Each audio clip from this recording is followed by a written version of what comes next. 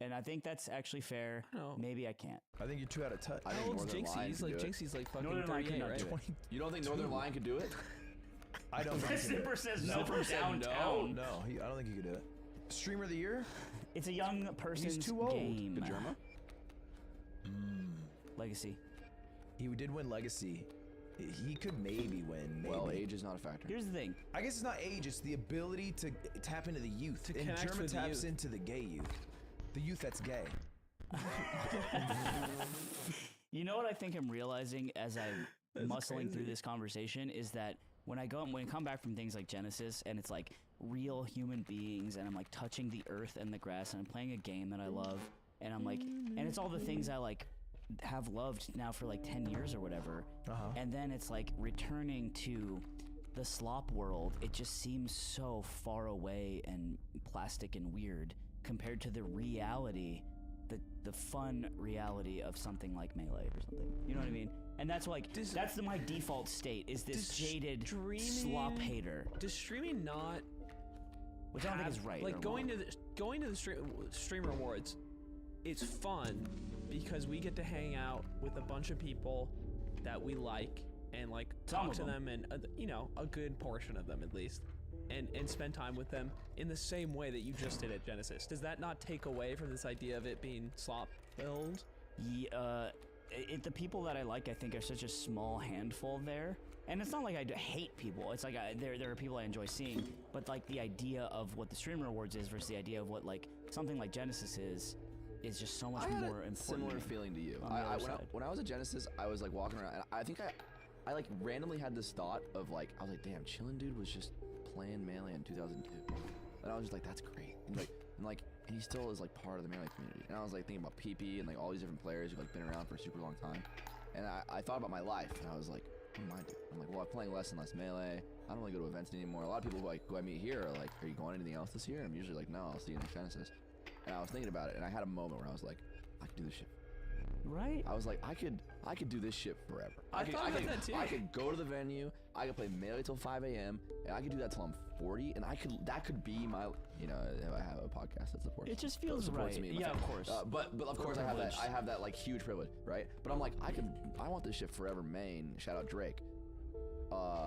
Whereas if I was at the Streamer Awards, as cool as an opportunity is to be there, and it's like cool, like, you know, the amount of people I've gotten to meet through all this stuff, I'm not thinking the same thing about that. I'm not being like, I want that shit forever.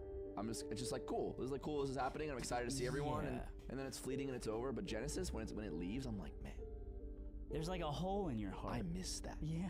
That's the best. And it feels really good. I was kind of. Y'all dogging Streamer Awards. No, reason. no. It doesn't have to do with the event. It's a complete comparison. This has nothing to do with the event. This is about the idea of what our lives have become specifically to us. In contrast to what one doesn't offer, which isn't necessary to make the I think point. that this is the exact opposite for all the people there. I think that they are like living their dream, and that's and great. It's the only reason it's being compared is because they're on the same weekend. I think so. It was like a decision, right? Yeah, I think I really wanted to be at the Streamer Awards. I want to do the interviews because of how much fun I've had the past couple of years going and being with people. In the same way that Genesis is this opportunity for, there's a lot of people in our lives that we've met through Smash that come to this event because it's the biggest event of the year, and it's your opportunity to connect with these people that you otherwise wouldn't in the rest of your life because there's not enough. You cannot like allot the time to like meet and connect with all these people, but we get to all come to this one place. And Streamer Awards is special for the same reason, for streaming. And I want to be there for that reason because we've met and made so many friends in that group as well. And and it's so much fun just talking and catching up with people and being around everybody. In the same way when we go out to like, you know, maybe there'll be like an offline TV party and a lot of people go. But I think Melee, it's like in Melee, it's like Genesis is all, I feel like that Genesis is kind of all that's left for that now. I feel like it used to be Evo, and then maybe for people on the East Coast it's like kind of SmashCon, but I think I've had this feeling this year of I have so many people in my life, and I've known these people for so long now, and people have changed so much. It's actually crazy to see like people get older and like move on to like a lot of people are parents now, and like this one event a year is what we'll probably have together for, you know, maybe I'll only see Reno once a year at that event for the next decade though, and I hope I do, and I really, that made me really happy this weekend because I was thinking a lot about that. I don't think I feel too dissimilarly about meeting streamers who I like communicate with, like C-Dog. Right. It's your chance to fucking big hang, right? You're a little bit more ingrained. I think that makes sense for you. Like, yeah. I think you're thinking about streamer awards like the person who bought a ticket or got invited for the first time. Wait, what do you mean? Oh, like the you talk type about it of like person. the dream. Oh, like a dream of going there or whatever. Like the normal person, not a streamer. Oh, I was talking about like streamers. I think like a lot of them, like I think streaming and what they get to do for a living and the people they meet is much more closer to like their melee. Of like, this is my community. Yeah. This is my rock community of people that like, without that, I don't know what I'd be doing. I don't feel that connection to YouTube and streaming, but I do to Melee. It's kind of nice. Especially because Streamer Awards is it's hit the 3rd year now, so it's becoming a staple event, right? I think as soon as when you have the first one or the second one, I think there's this idea that it's like not as embedded culturally yet. It's the only dope creator and it might event. go, and it might go away. But now Cutie's built this thing that will be here for the foreseeable future, that all of these people will get to have the same like memories and experiences about that like we have about Genesis. And next year she'll have Third Strike, which is really and I heard Streamer Awards is adding Third Strike next year. Congrats to Leffen. It's gonna make Sunday so long though. My job, I think, as a human, if I want to grow, is to when I come back from that element to this one, which is my normal life, is to not look at slop as I call it pejoratively. Like the people who make slop, as I call it, are still human beings, and I have to like calibrate that quicker than I normally do, because it usually takes me like talking to a human being and be like, oh right, God, I forget, it's not slop machine, it's just a person, right? Doug. And that's what I'm trying to do. But I came right back from Genesis and I'm like, who cares, Smolin? Who cares? And that's, you know. He wasn't there. That's crazy. All right, thank you all for watching The Yard. We'll be back for. Actually, we're not doing a primo ever again. The previous the podcast actually Subscribe, baby. Maybe we're live. Back it up. Okay, bye. Back it up. Bye. The judge wants to ask a question. I speak to myself in the third person. Can we hang out after this? You guys, you sound pretty cool. I'll defer that one over Objection? to my I attorney. hang out. I object. I'd rather kill myself. Overruled by me. Fraternizing. So Overruled. You observe. Fraternizing with the You've been overruled. evidence. Okay, what about Can his we all objection? chill later? Because this guy sounds pretty cool. Quid pro quo. We're doing a thing. I think the judge is cool too. Yeah, no, he's dope. But maybe like we give him a try. You should come next week. Okay, I'll remember this for the year case.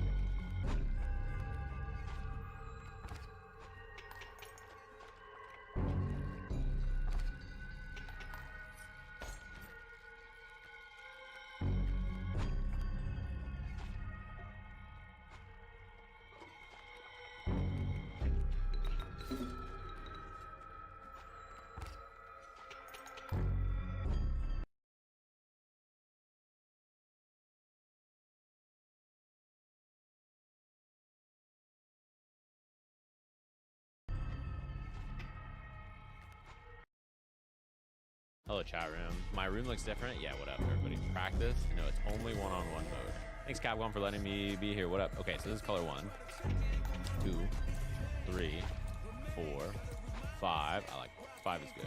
6, 7, solid. 8's cool.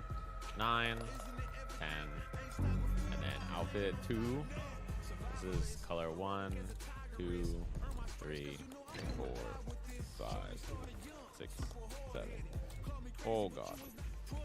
Okay, these are the colors. I am limited to CPU versus CPU, or me versus CPU, but I also will have some help me. Oh, dude, this CPU is you guys in the chat. He drive rushed and then drive impacted. This is you on a fucking Smurf, guys. Okay, let me go gameplay only, and then counter DI. Oh my god, I'm so good. Okay, Psycho Spark. This is the fireball. Oh, it's quarter circle now. Psycho uppercut, DP input. Psycho Blitz. This is like the flicker kind of move, and then the new Psycho Flicker, which is quarter circle forward kick, and then it allows you to hold to do whatever. This is neutral or forwards and 2 kicks. Interesting. Okay. And then there's forward punch, first half or second half of the move. And then there's kill rush backwards. And he doesn't have the dash, it looks like, in modern mode. This is double quarter circuit kicks, punches, and then forward punches level 3. Cycle knuckle, chargeable. Oh, this is a command normal. Wow, this has a juggle property. It also says it's good against low kick, so maybe it goes over stuff. Flicker combination is kick, kick, kick, medium punch, heavy punch. Okay, that's the launching card combo. Then medium kick, heavy punch. And then this is down, oh, a sweep. Oh, sweep, heavy kick. Whoa, that's drive impact cancelable. What? Hey, someone's controller's on my thing. That's not me. Kizzy, is that you? Are you on mine? Help. Is this special cancelable? Not special cancelable. Also not special cancelable. This is special cancelable. And then this one is. So these are straight up just his kicks. So this is light kick, crouching light kick, medium kick, crouching medium kick. Wow. And then crouching heavy kick. Wow, this is a lot of range. Oh, this is also special cancelable. Okay, so those are his kicks. You can turn on the character highlight to tell you if it's special cancelable. The cool thing about that is that's a training mode feature. I am in versus mode. There's a target combo, medium, heavy. You can't do it on a whiff, it looks like. A launching target combo. Yeah, special cancelable. And then there's heavy, crouching heavy kick, heavy punch. This is, how far does it go? This one, knockdown at the end. I'm assuming not special cancelable. This one is not as well. So this is back plus 2 kicks. How fast is the recovery? He can actually do another action pretty fast after this. So this is me mashing his light punch. And then if you hit forward plus punch, you get a follow up. So this is the fast one. Can he do like, oh, he can. Wow. Wow, that's so late. Oh my, that's definitely hit confirmable. Oh, I can set the player to advantage to max so they have more health. Okay, I'll do that next time it boots me out. Good call. So while doing this, oh, wait, can he go backwards? No, he cannot go backwards. If this move is drive impactable, then that seems like a good bait because you can just cancel the startup of it while they're like looking for it and just be like, aha, and then just counter the up. Wow, this is drive rush into, oh. Does crouching heavy kick into that work? This is heavy DP. Forward heavy punch and overhead. Good question. Let me have him crouch block.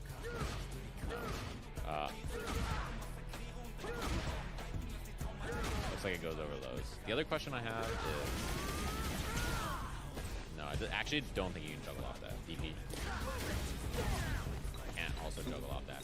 So maybe his EX moves are not for juggles then, they're just like enders. I haven't messed with Psycho Flicker at all. Wow. Smokes. Did you see how far that was?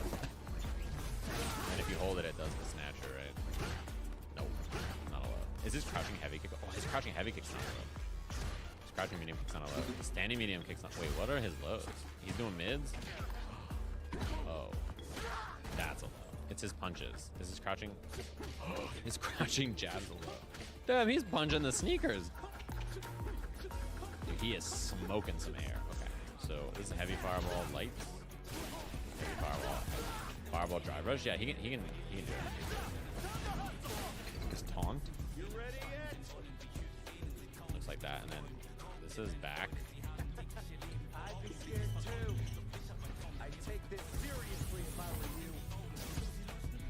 Jump attacks. He's got heavy. Wow. Whoa. Dude, is this an instant overhead? Yeah, jab, medium. Oh, this is a cross-up punch, right? I think you'll probably do the flicker into DPs. Seems like the main juggle move. So like this move, something like that is probably fine. I think the medium uppercut gets him meaty snap. Which one? Oh shit. I wonder if his flickers have hurt boxes. Yeah, it's probably hard to test. I can have, maybe, I'm testing with one hand. Maybe I'll test like this and see if I can whip punish it. Well, neither have, oh. Wait, there is a hurt box on it. Oh, there is definitely an extended hurt box. I turned the advantage on so he regens life so I can beat up the second player more. That's why it's doing so much damage. That's why it's doing so much damage. The handicap mode is on. After standing heavy kick, is this the link move? Oh. No, wait, this is the drop. Oh my goodness. Wait, really? Does that work on crouch though? Yeah, it does not work on crouch. Does this work? No, it's too slow. He doesn't get the. It only seems like it combos off heavy moves. So like this move probably works for him. No, it's only heavy punch. Wow, he can do the long dash of the law into this. When does he get that off of, right? Because he doesn't get it off of this, I don't think. Unless, oh, is that it right there? Oh, it was. Oh, you have to do it earlier. Oh, you can do it way earlier than I thought. My bad, my bad. That works on regular hit. Does this work? Oh, that works too. I think you're supposed to do the cycle flicker. So that seems like a normal like B&B that you'd want to do. I wonder if mid-screen this is like his main. Yeah, I don't think he gets anything else. Can you hold flicker indefinitely? At the end, it will auto release. It looks like this. So when you hold it, there's like level 1, and then boom, the end comes out. And I put Ed on CPU level 8. I am not allowed to play 8, but I can do level 7 if you guys want to see that. Let me see what he's made of first. Let me see what he's got. Whoa. Wow. I gotta DP that. Light DP probably, right? Oh, wow, that punished my dash. Oh.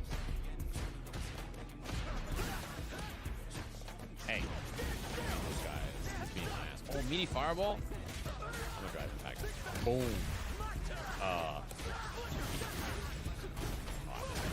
Now. You gonna DP me? What are you, ending Walker? Dude, it caught me. Wow, that was. Did you see how far that was?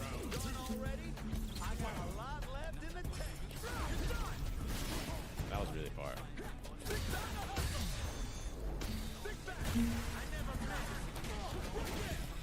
I don't know if I get anything else. It's probably. Oh, wait, was that? What anti-air was that? Thank you for the idea. I think that was just heavy kick, right? Oh, yeah, that was heavy kick. Did you see that? What the?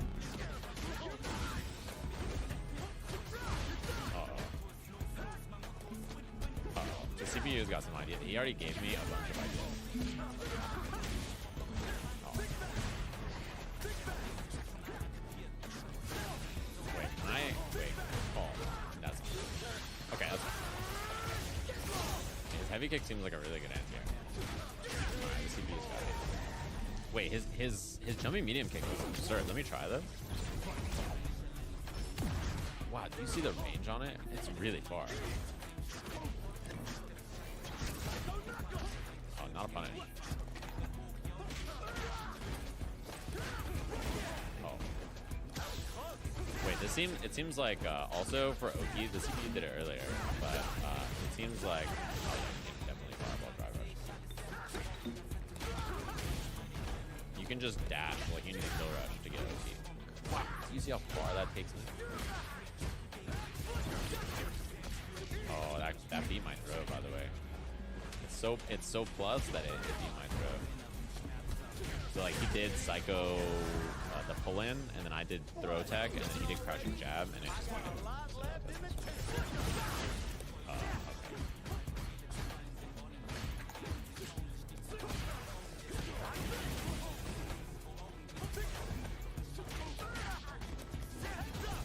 Oh, that's a punish while the recovery is really. Oh wait, you can naturally link that.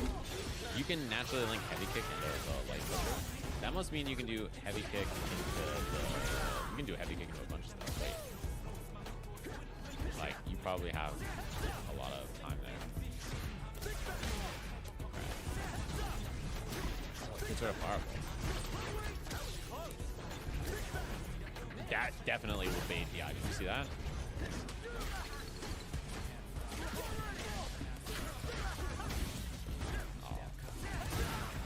Oh, counter hit and knocks down. Wow. Oh, that was so fast. Oh, okay.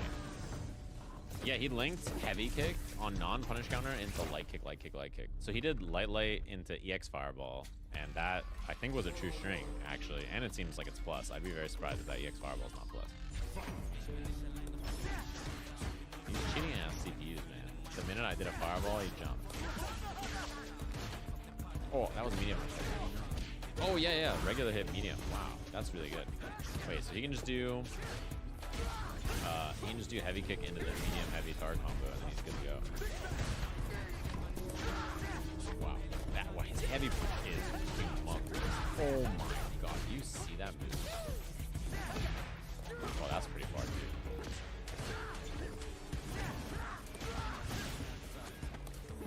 His heavy bunch is humongous.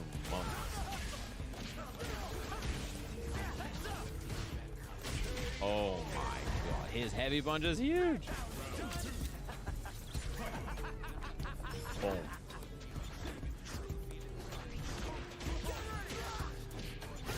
Oh, that seems like a bad combo.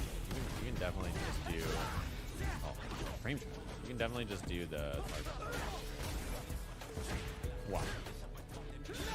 Oh no.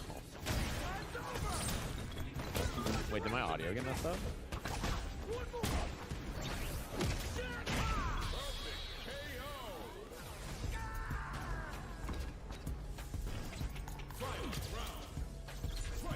Wow.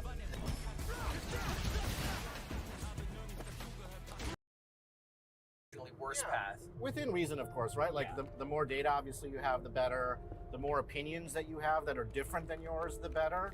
But I do agree that trying to make those decisions more quickly, being decisive about it, is ultimately better for the organization, better for all of our stakeholders, better for the product. You are a product guy. You've made a lot of products.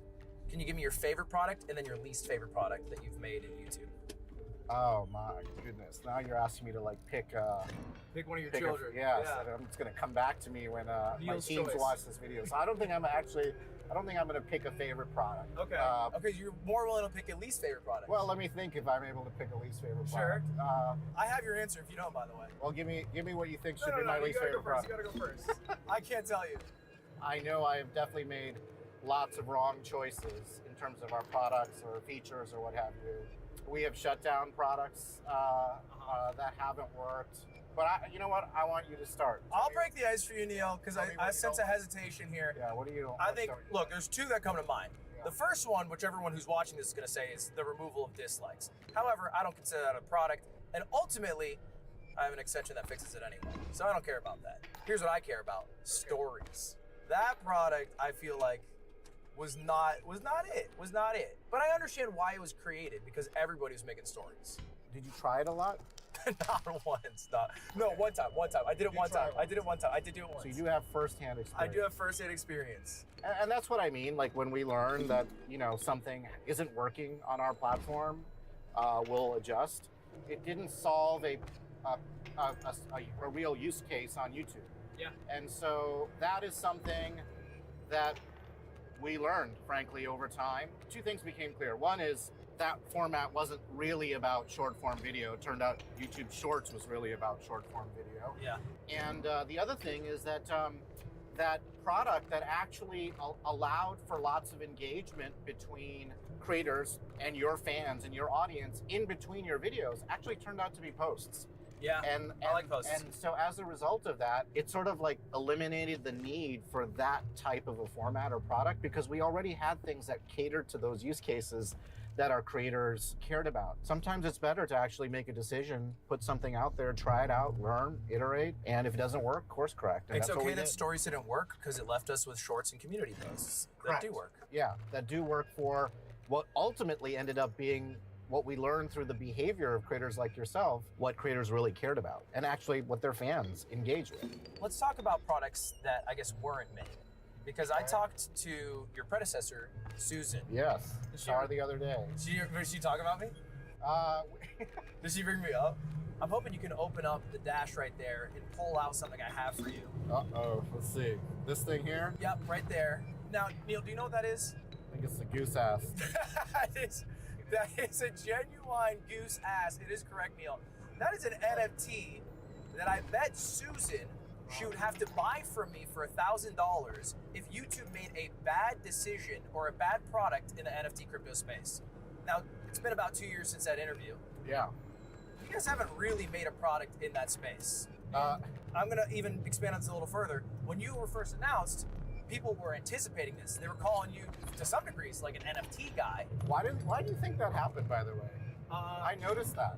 I think it's because you are a self-described technologist, and you'll adopt any technology that you think aids people. All right, and we'll get to some of the technologies that you have already adopted, like AI. Okay. And I think you were maybe coming from a more analytical point of view, on how crypto or NFTs could be used. Yeah. And people were thinking about it from how they were actually used, which was scamming people like Logan Paul did. But I'm curious what your views on NFTs and crypto are now, and do you resent ever being considered this NFT guy? I don't really resent one way or the other. At the end of the day, it's all going to come down to what we actually end up building on behalf of our creators or not. But on the first part of your question, no, we're not doing anything in terms of building products in that space. There was a lot of conversation around what the promise of that sort of technology could be for things like easier transactions, federation of transactions and those types of things. And then ultimately it turned out that there were a lot of other things that we ended up prioritizing to benefit our creators. And so the short answer to your question is no, we're not doing anything there. No NFT stuff. So on that note, the goose ass you're holding, you can put it back in the dash. Maybe I should give it to Susan. I have 3 more years on the bet. Oh, okay. If anything, my request to you is make a feature. Yeah. Make a horrible NFT feature or crypto feature so I can get $1,000. But seriously though, what is your opinion on it? Do you think that it was, did you ultimately feel like there's some promise there, or how did you think about it? I think the only real value was the use case that Susan gave to me, which was probably sold to her by somebody, which was, there was a lot of selling of YouTube channels, and which is kind of like a weird thing to do, or YouTube videos as NFTs.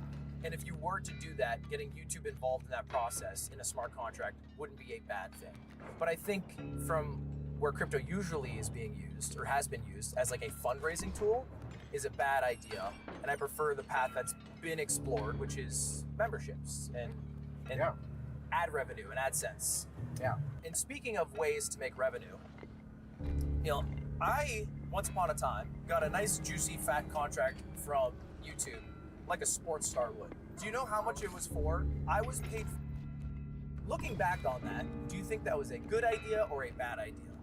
The logic was there's a lot of learning that we can do by working with creators, with talented people who are deeply invested in a particular set of use cases. In this case, what you were doing with streaming, in terms of the types of features and capabilities that we should build on our platform that would allow for that genre of content to find a home and ultimately be successful on our platform. And so that was so the lens through which at least I was looking at it was through the lens of an investment in that type of learning ultimately. So just to be very transparent with you. It was making a short-term investment into a group of creators to long-term help the platform for all creators. Well, I mean, the way I like to think about it is it was like a way to get those insights or bootstrap or accelerate those insights in a way that we could actually do the things that we do best, which is frankly to invest in creators like yourselves in the long term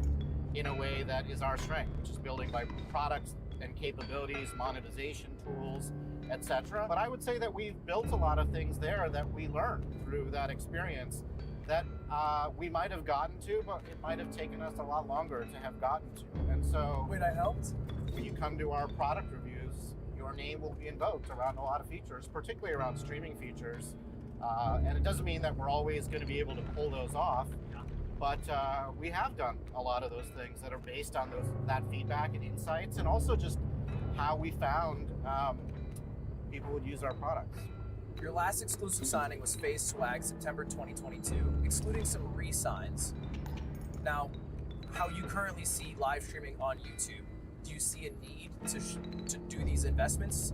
Or do you think the platform is at a point where it is sustainable without those outside investments? I don't think that the program as was originally conceived is as relevant today.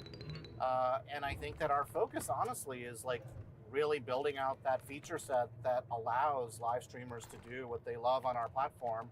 And, I hope you've seen a lot of that investment around, whether it's moderation, whether it's discovery, and monetization has been a big area of focus for us. There's lots more to be done there. The work, I think, is never going to be done, but that's what we've been doing. I would say it is getting better at the speed. I'm going to lock that in. Wood would say it's getting better. Well, it's getting better at the speed that this car goes. Which is, it's moving. We're going forward. We are going to get to the coffee place eventually. Okay. However, you've been moving really fast in another area, specifically shorts. And that is like you got like a supercar, you got like a Ferrari or something. It's definitely an area we've been investing very heavily in, for sure. When TikTok started popping off and YouTube did not have shorts, were there alarm bells ringing in your head?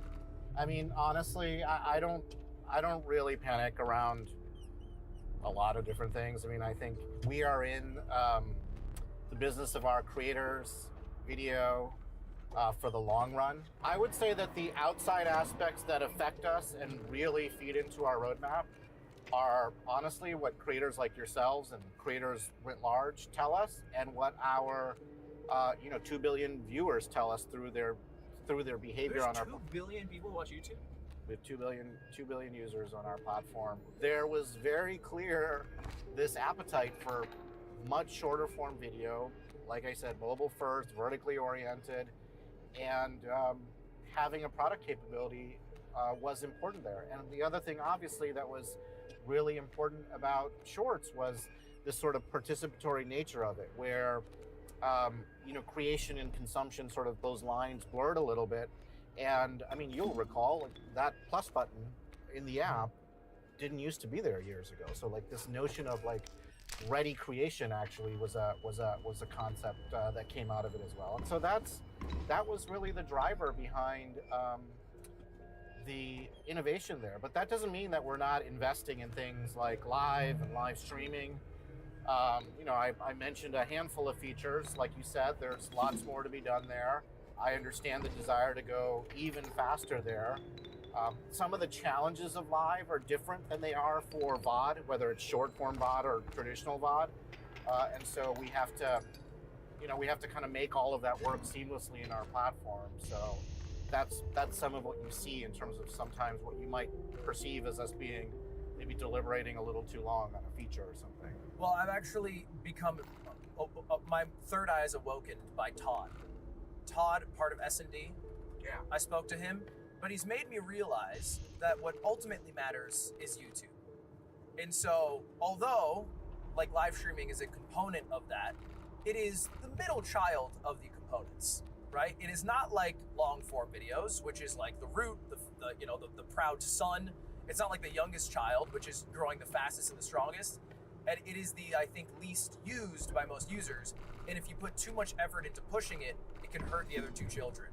So I think, to a degree, I've become happy with that knowledge. And do you think it's fair to think of myself as a middle child with that in mind? Your analogy. I have a middle child who I love dearly. Well, yeah, obviously not you, but you know, like the middle child meme, right? I know what you mean. Yes. Of course you can. Again, it's driven by the feedback that we get from our creators, who are oftentimes getting feedback from their fans and audience. In the context of YouTube, in the set of resources that we have, we try to allocate them in a fashion that is sort of optimal for the creator ecosystem in aggregate. And that means that there's a certain amount of investment going into live, so a certain amount going into shorts. One area where we've been working in a concerted fashion is monetization of live. And that is an area where there's still lots of, I think in the long run, lots of upside, lots of potential. But we invented entire products and categories of products to help with live monetization. That's where like paid shopping or super chat, super stickers, paid digital goods. Some of the channel membership features that we have came out of the desire to actually make live a more compelling product for our creators. Some of the things that we have done on discovery, speaking of Todd, for example, came out of the fact that like the way our discovery algorithms have to think about live is just inherently different than VOD. And so we do have investments there to really nurture that format. Well, I'm going to hold this because I do have a question on thievery. Well, I'll ask you inside.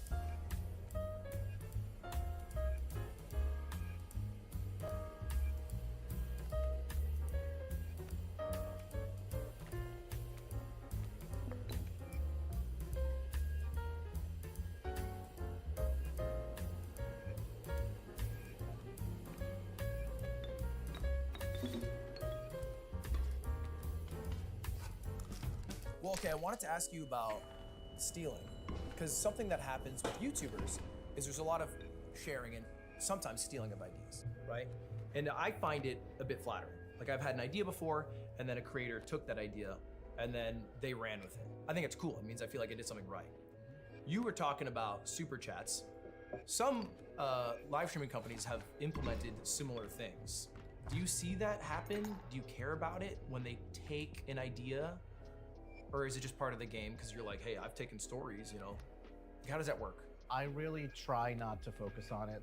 I really try to go back to ultimately the feedback that we're getting directly from our creators and our viewers. And I know I sound a little bit like a broken record on it, but that is truly what happens in our product reviews. So when we do a feature, like the next set of conversations around it, like to take Super Chat as an example, is like what worked about it, what hasn't been working about it, what do we do next, what are the things that we didn't anticipate about how our fans are using it, how do we incorporate that into kind of the next rev of the product. That's really the way the conversation always ends up going. And our job is like, as long as we continue to focus and innovate and pick the right, ultimately on balance, pick the right things to work on, then we're gonna be fine. I have a total pivot. On Wikipedia, it says you are 50 to 51, like an ancient Roman emperor, because they don't have the information.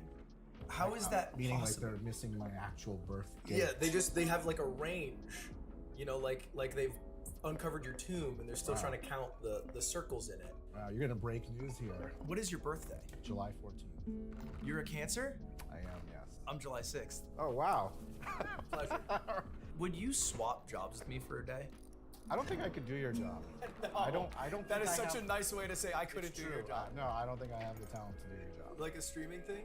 Yeah. If you were to make content, would it be in sports? Yeah, probably. It's like I feel like it's the one area where I could say some stuff that would be. I don't know if it'd be of substance. Sure. But I could say stuff. Speak on it. Yeah, I could speak on it. You're a big basketball fan. I am. Yeah. I'm a general purpose sports fan. I like all kinds of sports, but yes, I do love basketball. Do you ever shoot around? A little bit. I've kind of a bad back, so I'm not great, but I have a son who loves basketball, so I shoot around with him. Okay.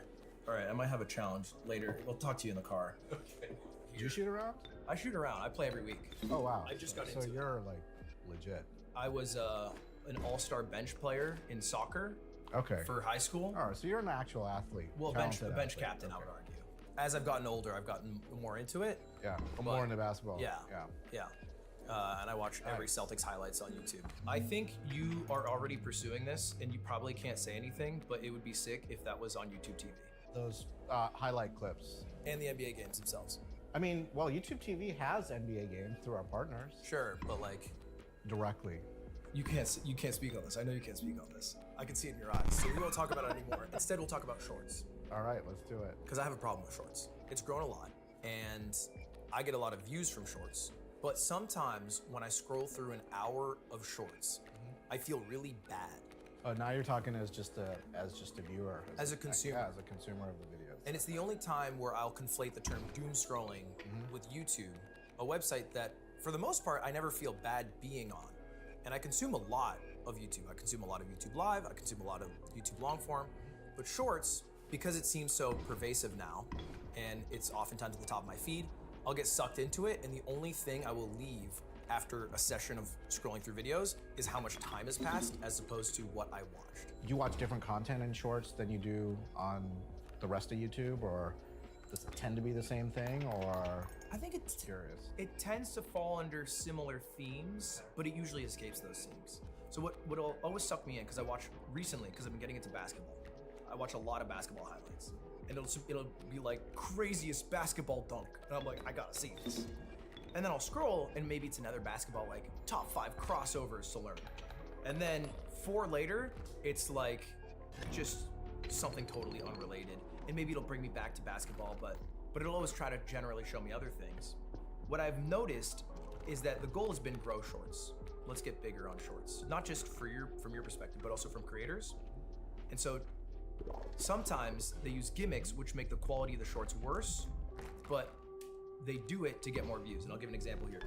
Have you ever seen the gimmick where people cut off a short intentionally before the video would naturally end so that you did not expect the ending, increasing the viewer duration. Have you seen this? I mean, I know what you're talking about. That general idea. Yeah. And so I see a lot of that, and it pisses, even loops kind of piss me off. Yeah, look, I think that the reason I asked that question is in terms of your own kind of experience in the feed is the fundamental nature of our recommendation algorithms, both on VOD and Shorts, have the notion of finding content that might be interesting to you, that we think is interesting to you based on what you watch. That's kind of the basis of personalization. However, for a long time, and both across all of YouTube, we have this notion of what we call satisfaction. And it's not short-term satisfaction, it's long-term satisfaction. And so what that means is we do try to measure via signals, via direct feedback that we get, and you've probably seen those surveys run in our feeds. This concept of like, it's not like the satisfaction of that you get like after you eat a bag of potato chips, but then afterwards, like you're like, why did I do that kind of thing? It's like over a long period of time, are you more satisfied by consuming this content on YouTube or not? And that applies universally to YouTube. So that's one thing to keep in mind. I'm just giving you this like this kind of inside baseball on how our algorithm, how we think about our algorithms, so you know that there are these other aspects that we take into account as opposed to like immediate engagement right then and there. And that's been an evolution for us. I mean, it used to be that, you know, that the notion of things like watch time, where did they come from? They came from the aspect of like, it shouldn't just be about clicking on the video, like when we were a desktop site, right? Like, and that moved things away from like that immediate hook to long-term value of that video. Like you're actually watching it for some duration. We took that, we layered on the satisfaction concept onto it. Other aspects that layer on top of the algorithm. You know, for example, when people are looking, you know, in the context of things like news or medical information, we'll raise up content that comes from authoritative sources. So our responsibility objectives as, you know, a platform that has an impact on the world globally are other characteristics that go into our ranking algorithms, and those sometimes are, you know, those are, sometimes they might be counter to like immediate engagement.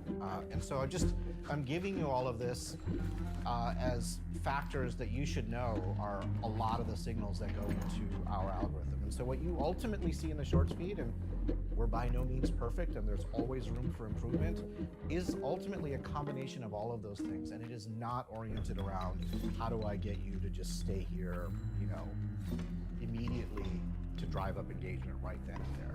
Because I imagine long term that'd be worse.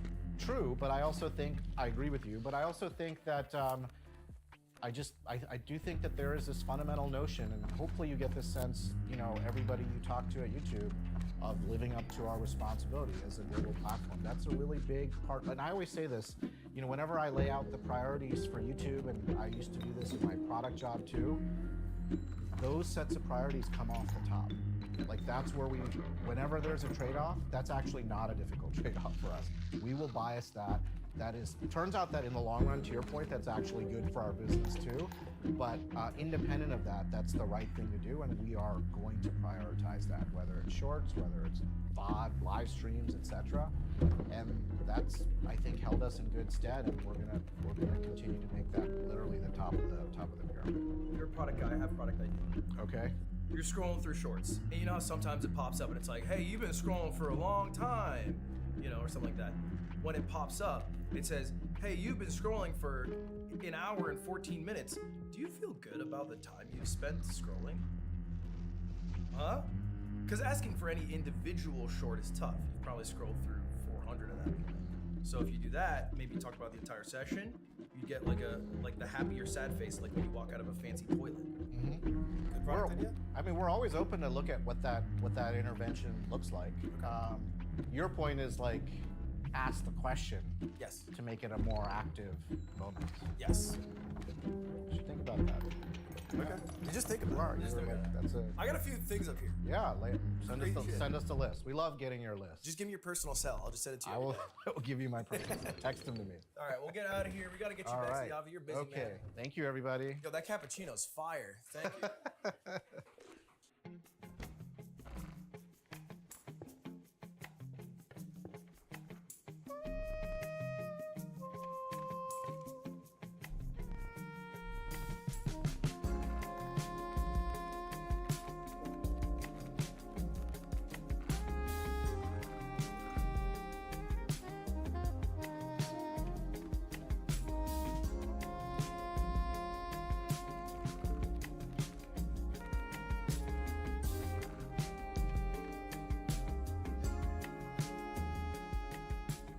Some have called you a master negotiator. Do you have any negotiation tactics? Someone once told me that when it comes to a negotiation, that if you can actually focus on ways to really grow the pie as opposed to focusing on how much of a fixed pie you're going to try to carve off for yourself, that's oftentimes results in better outcomes. And so that's kind of like a general concept, but I think it's kind of a general good rule. And really all it means is like, if there's ways to think outside the box on a problem you're looking to solve, it might be beneficial to both parties. Like actually in good faith, try to make it a successful deal for both parties. And it's not always, that's why, not every negotiation or deal or arrangement works out. But I have found that if you try to approach it that way, oftentimes ideas pop up that otherwise wouldn't have been there at the beginning of those types of conversations. And so that's sort of the lens that I've always had. I feel like I'm rich. And I say this because I've been wondering this to myself. What is enough, money-wise? And I'm hoping you can answer this as a mentor. As a guy who's made a good amount of money, is there a line where you're like, yeah, I'm good? Or is it something you don't think about and you just happen to earn money? Like, where does money fit in your life?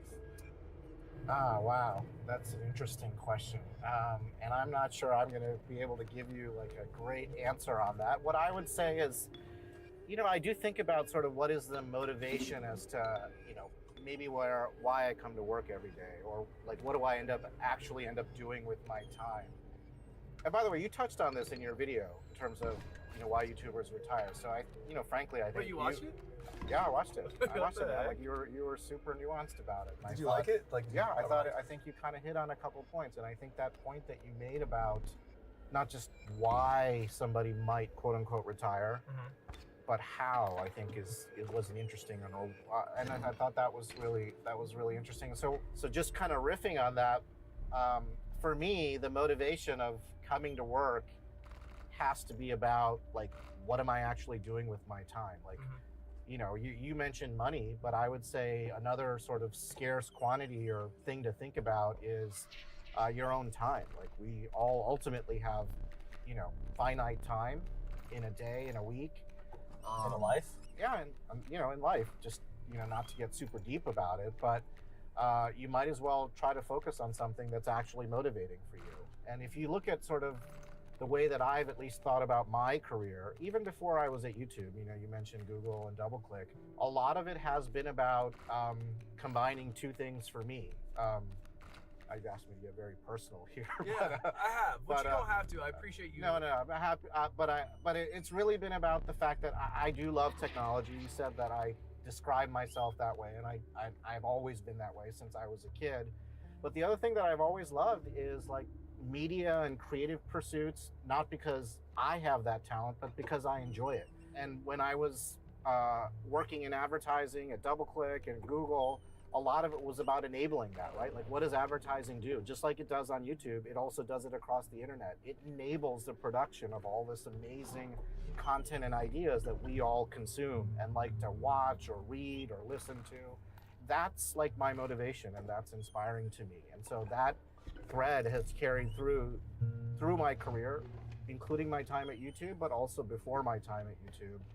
And so when it comes to like spending my scarce resource of time or how I like to go about my day, that's a big part of it.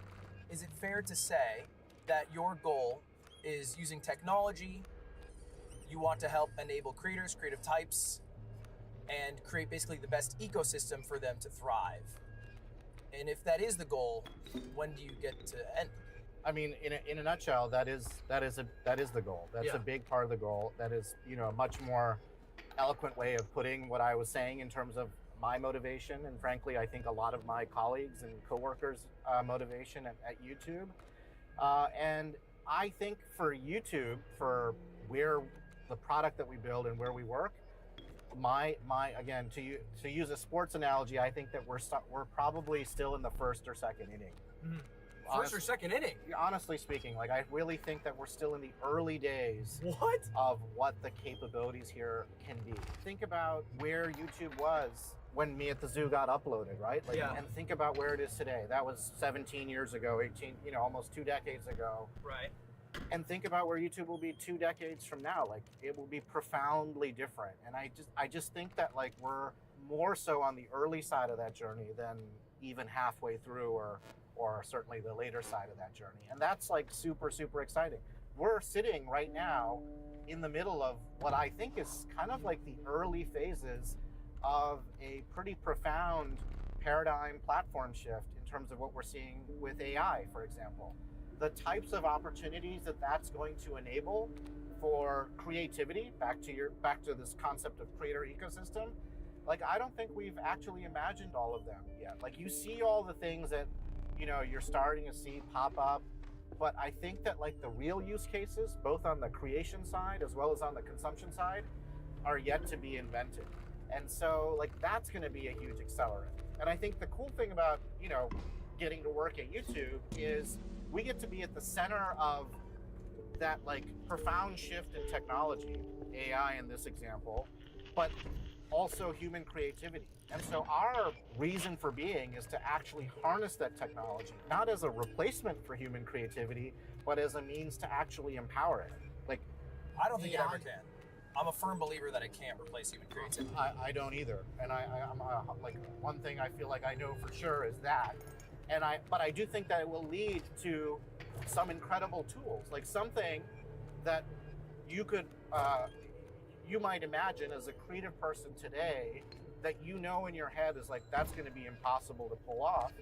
A year from now or 2 years from now, it may actually be in the realm of possible. And that's like the super exciting thing. And I feel like it's YouTube's job to deliver those tools and capabilities to you. So that's sort of how I think about it. You thinking of things being in the first or second inning is a very motivating thing. Because I think as a creator, sometimes creators think they're over their peak or past like their prime, and they think they're in the 7th or 8th inning, and it's very hard to stay motivated if you're that late in the game. But to think you're that early, it makes a lot more sense why you're so gung-ho about doing what you do. Yeah, and I think that, I mean, you kind of touched on some of this in your video too. Like, it's like, we're talking about it in the context of like creators retiring or quote unquote stopping being a YouTuber. Right. And your point was a good one, which is like, it's not really like retirement in the classic sense of the term. It's like doing something different. And it might be that like the definition of a YouTuber in some sense is slightly different or very different a few years from now. And that's super interesting and exciting too, because like the creative possibilities that might come out of it are very different.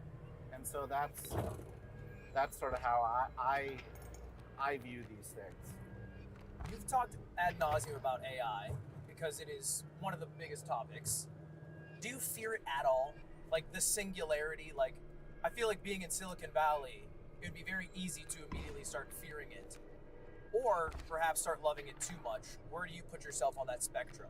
I think that when I say that it is going to be a paradigm shift or a platform shift, this is my view, obviously, seeing what the potential is, the capabilities are. We collaborate very closely at YouTube with Google DeepMind, for example, and so I'm privileged to get to see the cutting edge of what's happening in this field. So I do think that it will be a very powerful set of tools and capabilities that we all will have as human beings. But that's the lens through which I look at it. And, I happen to look at it through the lens of, what we just talked about, like allowing people to be creative, allowing people to reach their full potential in the creative pursuits. And through that lens, I really view it as a set of tools and capabilities that we need to develop and invent and emerge. We have this experiment running. It's called Dream Track. The ones from the newsletter, the Dream Track. Is that? Yeah, actually, have you? So yeah, so. Yeah, I read your letters, Okay. please, respectfully. But would it be correct to say you are bullish on AI augmentation more so than AI as a replacement? That is 100% the lens through which I see it, and it's the lens through which all the product teams and engineering leaders and talent at YouTube really sees it. And it might be that like the actual tool or the amazing thing that comes out of it, we haven't invented yet. That's definitely the case. But as long as we continue to look at through that sort of augmentation lens, I think that's YouTube's strength. If you could get a bionic arm, would you get it if it was more powerful and augmented your body? You know, like, is it reversible? No, definitely not reversible. Okay. I don't know if I would jump at that right away. Okay, you'd wait. I might. Would you? Oh yeah, man. You do it? I would be. If I could shoot threes like Steph Curry, please. You've had a lot of success, and YouTube has had a lot of big success, and you've worked very hard for a lot of these successes. But I have to ask, how much do you factor luck to the success you and YouTube have had? I believe that luck plays a role in, all aspects of this. And I'm using like luck in a general term, right? Like, Yes. You and I were born in specific eras, right? Like there was certain technology that existed that didn't exist before. One of the biggest things I would say is like YouTube was this technology platform, this capability, this set of rules that allowed for things to happen, but YouTube would be nowhere if it wasn't for our creators. They're the heart of YouTube. So is that luck, or is that like opportunity meets like preparedness, right? Like kind of a thing. So that's the lens through which I look at it. I sometimes, because I find that I've been lucky based off like the general factors of life that I cannot control. The fact that I was born where I was born, with enough money to buy like a Blue Yeti microphone, with the passion for YouTube in the era that I was in. I find it difficult to deal with a lot of success being placed in luck, because it makes me feel a bit guilty. How do I feel better? I think you got to talk to a lot of people to give you all kinds of opinions about that. I mean, Do you ever think about that? I mean, I do think about. I think about responsibility. If it's sort of one way to think about it, which is, I feel that YouTube, where I spend a lot of my time, does a lot of amazing things in the world in terms of giving opportunity, right? Like in the sense that when you decided to become a creator on our platform, nobody told you that, hey Ludwig, you don't look the right way, or you don't sound the right way, or like your idea is not a good idea, or what have you. You could do it, and you were able to connect with your audience and accomplish that. And I think that that's like, I feel like as long as we're enabling those types of opportunities, then on balance, YouTube is really a force for good in terms of delivering that in the world. And by the way, that I gave you a creator example that applies on the viewer side as well. We all have our own personal experiences, myself included, many times over, of an insight that we've gotten, or something that we've learned, or something amazing that we saw on YouTube, and that's sort of how I think about kind of our place in the world, our responsibility. I'm driven by a sense of responsibility. It's actually like my main motivator is that I have a company off-brand, and it has 30 employees, and I feel responsible to each and every one of them to make sure that they have like a livelihood, and that they're not gonna be out on the street or whatever, which is a burden. And you have this burden with a much higher multiplier. So I guess my question is like, how do you deal with that? Is that why you just put your nose to the ground and grind? Like what? I mean, it's very similar to what you just said, which is you described it as, you described it as a burden, but you also said it's kind of like what you're driven by. Yeah. And that's how I think about it too. And when I'm describing this concept of responsibility at YouTube, it's of course to all of my colleagues at YouTube, but all of my colleagues feel this responsibility in terms of the millions of creators on our platform, the billions of users on our platform, and I do think that's a motivator. It certainly is for me, and when I speak with my colleagues, I feel like it's a responsibility, and to use your term, maybe a burden in that way, but it's a responsibility that's also a privilege, frankly. It is. Can I tell you my dream? Yeah. I've been a creator for 6 years. My motivation at first was daily uploading. then it was being the biggest I could be as a streamer. I achieved both those to a degree. Now my motivation is making off-brand profitable without the need for me as a creator fueling the enterprise. Like making the business profitable without the Ludwig brand. Exactly, yeah. Interesting. Because we service other creators as well as myself. Yeah. Then, I want to quit and fuck off to France or Japan and open up a bakery and make bread. I did hear about your bakery vision. Why do you have to quit to do that, though? Well, I think it's how you exit. I see. Because I could half-ass YouTube and half-ass a bakery, or I could exit on my terms, my way, and just open up my bakery. Not to say I can't make a video a year working as a baker or whatever. But what happens with your company? Back to your point around... Well, I have to make it profitable first. Okay. Without the need for me. And then it's on its own. And then, yes, I want it to be the need for you as a brand, but it might have the need for you as a leader. But everything should be able to exist without me, because everything has existed without me. In the same way that, Same with YouTube. Exactly. Yeah, 100%. It can exist without Susan at helm, and eventually it'll be able to exist without you at helm. 100%. But while you're here, and while I'm here as a CEO, I want to do the best I can so it has the best chance. Yeah, that makes sense. Do you have a time horizon on this, or have you not thought about that aspect? I've thought about it. I think I can do it in 2.5 years. Wow, that's ambitious. 2.5 to 5 years. That's my timeline. Wow. It's my motivation. It pushes me. Yeah. How do you inspire and motivate others to achieve something that's ambitious, like being profitable in 2.5 years, or being the best at short form within 2 years? Like, how do you inspire others to get that done?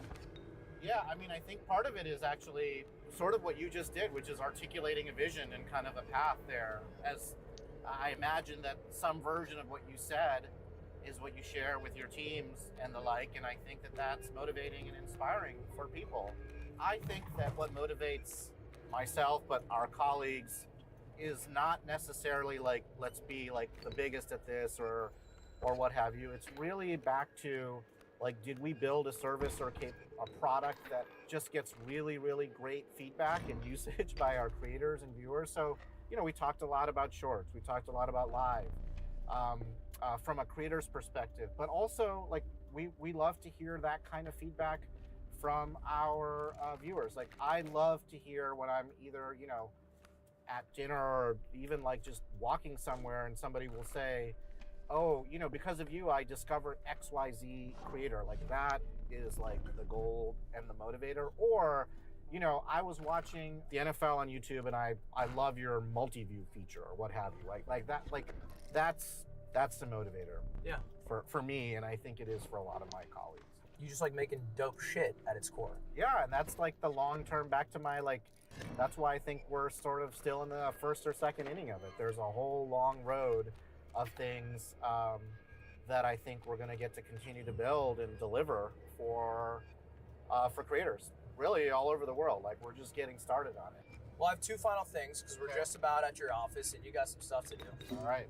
The first one, I want you to give me a prediction on YouTube in 5 years. Is it mainly short-centric? Is it long-form-centric? Is it a mixture as it is today? Has the mixture changed? Where do you see it? I see it as a mixture like it is today. The mix might change a little bit. Do you think it'll be more TV, even more TV? Yes. Do you think it'll keep going up? Yes. I mean, that is, as you know, I mentioned it in my letter, it's our fastest growing surface. We didn't talk much about it, but it's something that I'm super, super excited about. It's great for our creators. We have lots of creators who it's now their primary surface in terms of where they're discovered and watched. And I think that there's just a lot of really interesting things we can do given that surface area, given the context the user's in their family room, on their couch, that is different than what you do on a mobile device. So yes, I'm super fired up about it. Last thing. Yeah. Will you come to my bakery when it's open? I will 100% come to your bakery. Lock it in. Lock it in, Neil. Well, hey, I appreciate it. Let's get out of here. I gotta get you back to work. Okay, thank you. That was fun. I do have a gift for you as well. I forgot about this. Oh my goodness. Wow. Do you perhaps have a bidet at your house? I do not have a bidet at my house. Really? No, I don't. Well, I made my own bidet. You're a product guy, so I'm hoping you'll take it back and I can help you get someone to install it. But that is awesome. It's a Swipe Plus bidet. Thank you. Oh wow. It's got a heated seat, heated water. It's great for the tushy Wow, and also for awesome. the soul. I can't wait to check it out. Thank you so much. I That's appreciate you, awesome. Neil. I did not realize this is what I would leave with, so I'm very excited. Thank Heck you. yeah. We got something for you too. For me? Actually, yes. You spoke about Okay. the dream of a bakery. Yes, I I have. think these are a couple things that are going to get you started. Okay. So yeah. Should I open them now? Please out to open. Let's check it out. All right, which one do I open first? Is this gonna help with my bakery? It will. Is it okay? You can YouTube remember all of overalls, us when we're YouTube aprons. Yes. Yeah. Okay. Got To your name remember on you it guys. there. Wait, it has my name on it? Yeah. Look at that. And one for Cutie too. Look at that. Okay. And then what's this bad boy? Oh, YouTube How awesome rolling is pin. that? That's cool. Okay, maybe I have to Something to start. remember us by. I gotta start that baking bread bakery. now. Yeah. Well, thank you very Yeah. much. I awesome. appreciate it, Yeah. Neil. Yeah. Absolute Thank pleasure. you for making the time. It was awesome. Me Great making to have the the time. conversation. Buddy, it's You're Thursday. busy. You're a busy Usually, guy. I smoke weed and play Valorant on Thursdays.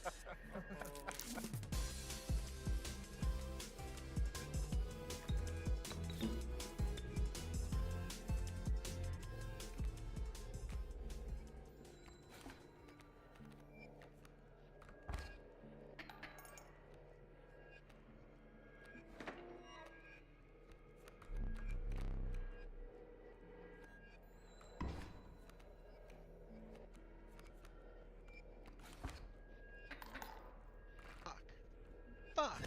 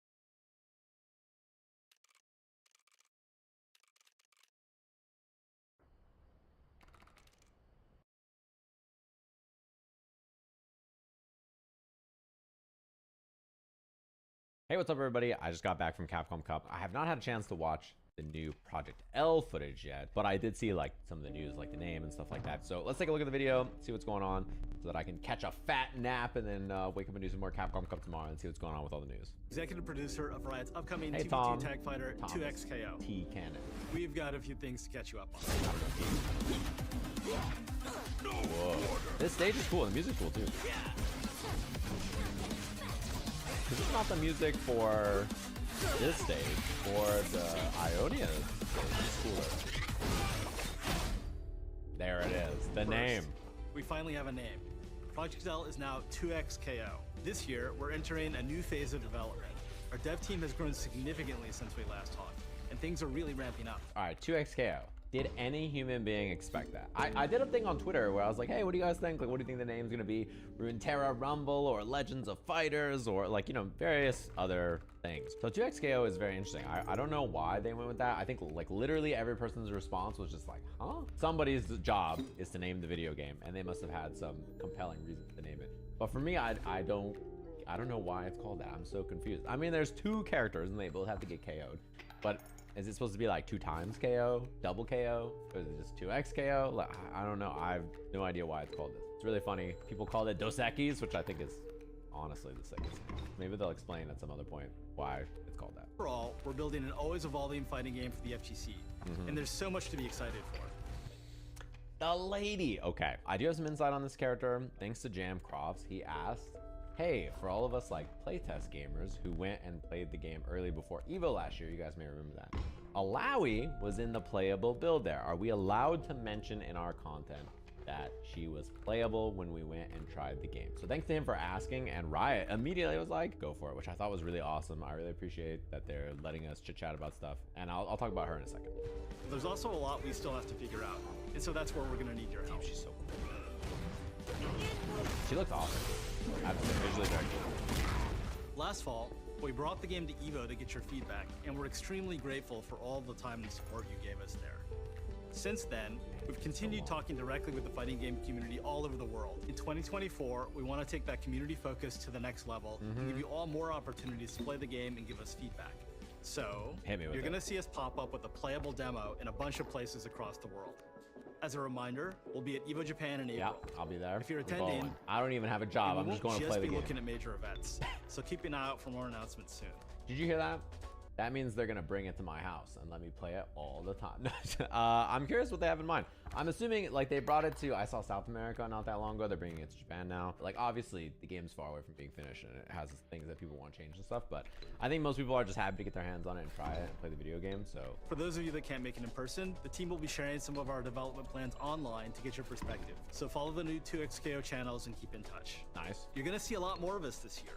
And we think that this community-first Backdash, approach hit it is again, the most throw it effective way again, to hit make 2XKO the best game it can be at launch and beyond. I didn't know he could do that. 2023 That's news to was me. us in Project L heads down mode with a really valuable check-in at EVO. I did know he could hit that, but I've never seen that will comp. be about getting you more involved with events, updates, and yes, maybe even some at-home playtesting. Don't put maybe on there, bro. Listen, I need you to put that hand down and do not do this. I need you to tell me that we can do a little demo action and play at home in an open beta. Hit me with that. Come on, man. I'm begging. And in 2025, we're aiming to fully launch on PlayStation 5, Xbox Series S and X, and PC. What you can do right now is head over to play2xko.com to register for testing. I'm sure you guys have done This that. sign up is specifically for upcoming playtests, so you'll need to sign up again even if you've registered your email before. We've come a long way since first announcing this game, but we're so excited for this next chapter. Thanks for watching, and talk to you soon. Okay. Nice. Go sign up for the playtest. Cool. Name, confused. Playtesting, very down. Playing it at events, also very down. I always, want to play new fighting games. It's always new and shiny. And I like versus games a lot. And that is one of those things where, like, there hasn't been a new one on the market that's been there to grip me in a while. I was playing a lot of Dragon Ball Rollback when that was out. But yeah, I really want to play some more versus game stuff. Other things. So we saw some Malawi footage in this. And then I know that there's also they posted a little gameplay stinger thing on Twitter as well, which is very dope. She got revealed 2 EVOs ago. The other thing about this character is I think she was very unfinished in the version we played. Obviously, she looks fantastic here. And I mentioned this before, but like I play tested another fighting game like 7 years ago, where like every time a character would attack, their model would be like this, and they would like T-pose, and then they go back to this, and that was like all their animations. And really when you're working with work in progress stuff, you have to understand that things are not done. They're not moving the same, they're not doing the same kind of stuff. It's not quite the same. So our experience with her was early. I will say that to me, the characters that I was most interested in the build were the 2 I played, the Evo characters, right? And then probably her. I think she was an archetype that I think a lot of people like. Big bruiser character with like huge stuff that you can swing out there and you just beat the other person down. I think for a lot of the same reasons that Marissa is very popular in Street Fighter 6. So let's see. She got a big old dunk move. Look at that, across the wall. This is level 1 super, I assume. Oh, this one is so short. Okay, let's go back to the other one. There's so much to be excited for. Big jump in. There's also a Slam lot we dunk still have to arena figure into out. the And assist. so that's where we're gonna need Big your charge move after. Nice. Hard knockdown, level 1 super, slam arena. And you saw one thing that's interesting, and this came up a lot in the playtesting and stuff too, as at the end, it's like a single frame. You can see this tentacle that gets stuck. She had a lot of moves like this, special moves or other moves that she can do that like plant the tentacles on the screen and then they will attack. And she was doing the same kind of stuff in the build that we played where like her super assist is like this big super tentacle slam that's really wild and takes up a lot of the screen. She can set up a lot of like traps with the tentacles and like it will hit you. And then she has that on top of her mix-ups, on top of your assist character. So she was like this big scary brawler with big buttons and stuff who could also put down these tentacles on the screen and then beat you to death with them. And yeah, it was gnarly. I think she was very well liked amongst everybody who was trying. And yeah, she has a lot of that kind of stuff. These kind of like lunging, far-ranging moves, stuff that plants tentacles on the screen, and then you have to deal with them smacking you after, and then she gets to like, mix and do other stuff while the other character's there.